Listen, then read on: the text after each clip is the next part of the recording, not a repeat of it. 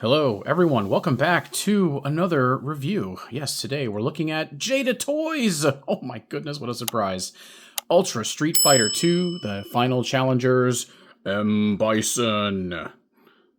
Here he is, the boss himself. The guy we all feared.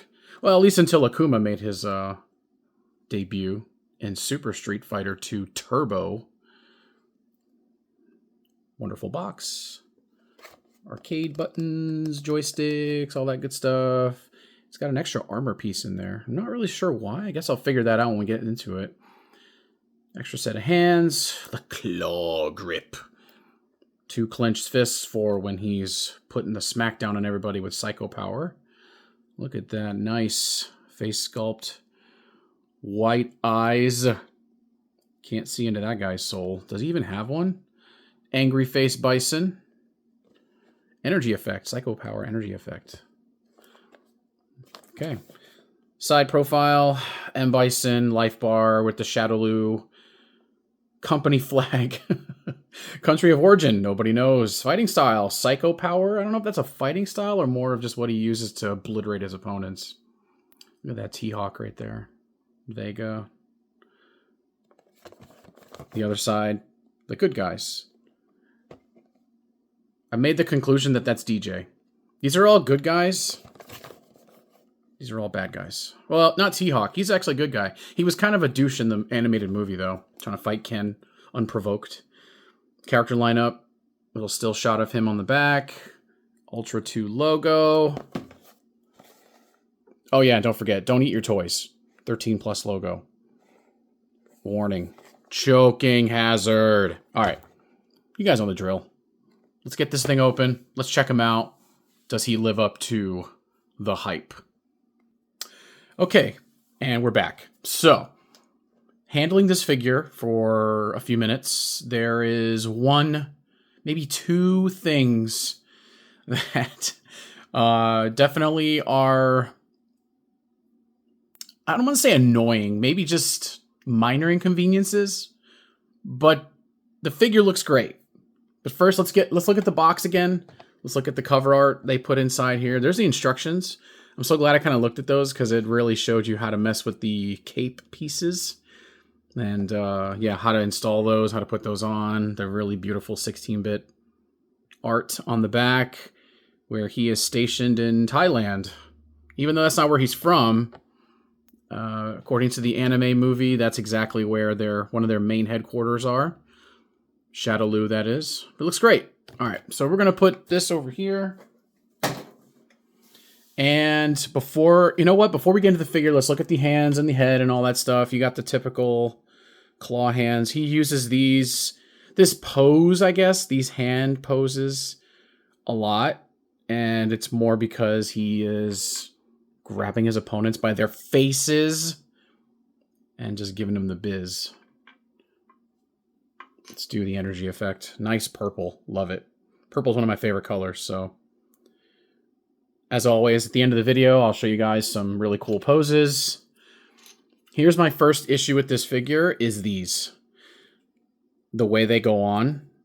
It's left and right shoulder. Because you can have them with or without the cape. In the packaging, he's got the cape on. These are on the side. And then this really nice head sculpt. Looks really good. He's got the dictator butt chin.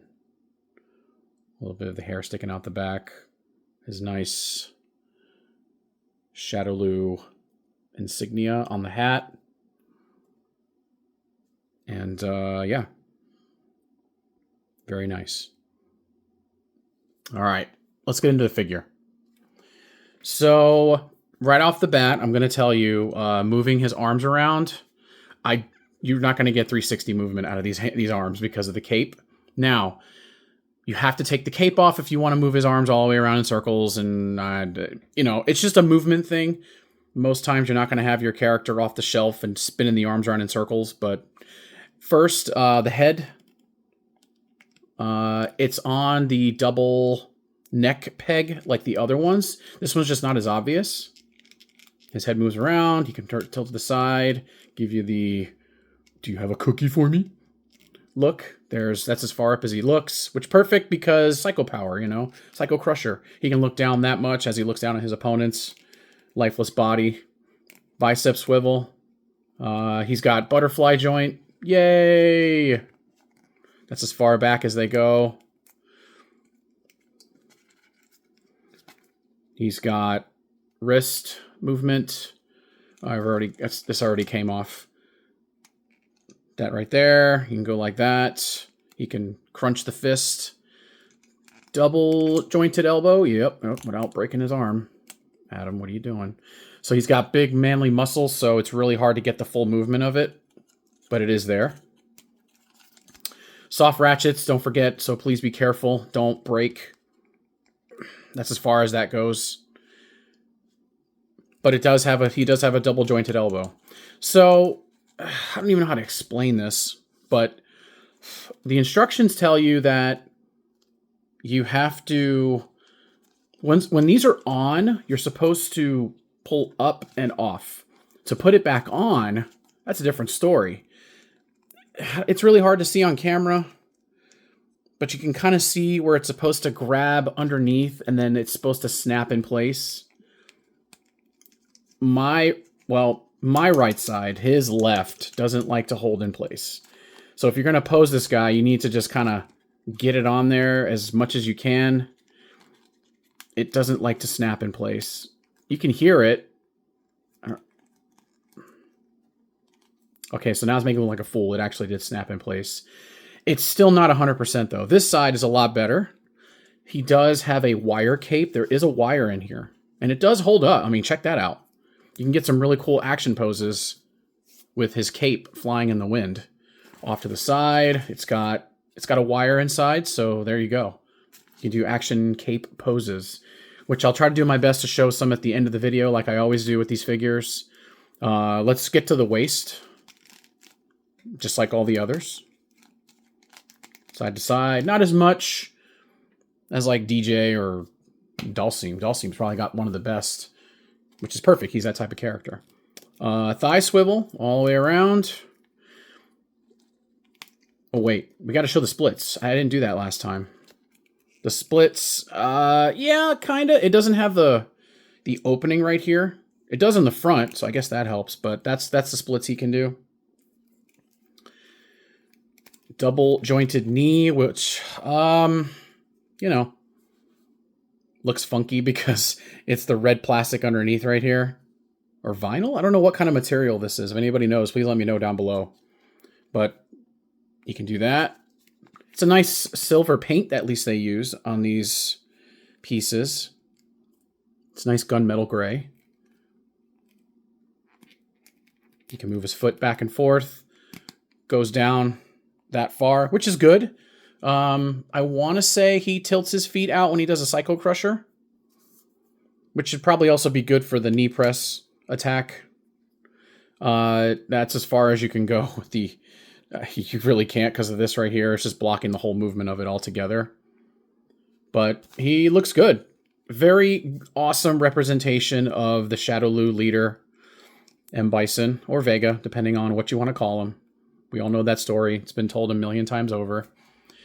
So, what do I think? He's a fantastic representation of Bison, the leader. Let me take this cape off and I'll show you. So it comes right off. It's not that bad. Mine doesn't like to hold on this side, though, unfortunately. We'll put on the actual shoulder pads, because this is what you get.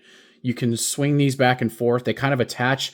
I really wish they would have used magnets, but I understand the price point wouldn't justify putting magnets on these guys. This actually is a lot easier to put on. Look at that. Bam. It just kind of snaps right in. So, oh wait, it's the front to the back. When you take it off, it's back to front. You pull up and off of it. That one's all right. And also, typical hand peg. There you go. Actually, we'll pop his other head onto here. Ball joint. Ball peg? Hold on, guys. Okay, there we go. So now he's got that. Let's see how he stands. I gotta tilt his ankle in. So he kind of leans. I can't get him to stand up perfectly straight up. It's weird. His ankles don't play nice. I mean, he looks all right like that. So I guess it'll work. I don't hate this figure. I actually like it. But I understand they have to stick with the aesthetic of the character themselves. And, you know, that's what they have to do. They have to make some sacrifices here and there to make it work. Really nice figure, though. He looks good. He looks like M.Bison, and he's a good representation of it. Once again, just like, you know, DJ and Dalsim and Ryu and Ken, he's the best Bison figure I've ever owned or have in my collection. For scale, here he is next to Jadatoys Iron Man. I think that's the Mark III. Let me know. I have another one back there. You can kind of see his eyes glowing. He's right there. I want to say that's the Mark IV. I'm not 100% though. Let's see how he stands up next to Guile of the same line. Let's put Bison right here in the middle. Yeah, he kind of leans a little bit. He's not standing perfectly straight up, and it's because of how his ankles are. It's weird. But I don't remember. I thought Bison was taller than Guile. Or maybe the same height? I don't know for sure. Not 100% on that either. But yeah, great figure. As always, I'll leave a link down in the description below. You can find him on Amazon. He's readily available as of this posting. Don't wait too long, guys, on these Street Fighter figures, as they basically go out of print and then they get expensive, like pretty much everything on the market nowadays. You know, that comes to Marvel Legends, Figure Arts, especially Mezco, all those other lines. But these are more budget-friendly figures right here. Even him.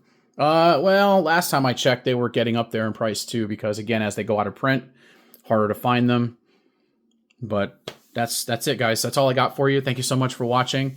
If you have any questions about the figure, please let me know down in the comments below. Like the video, dislike if you want to. Become a subscriber. I want to do more of these. I do have more Street Fighter figures I can do. I'd like to do some Mega Man figures to kind of break up the monotony of Street Fighter. So if you guys want to see any of the Mega Man figures by the same company as Jada, please let me know.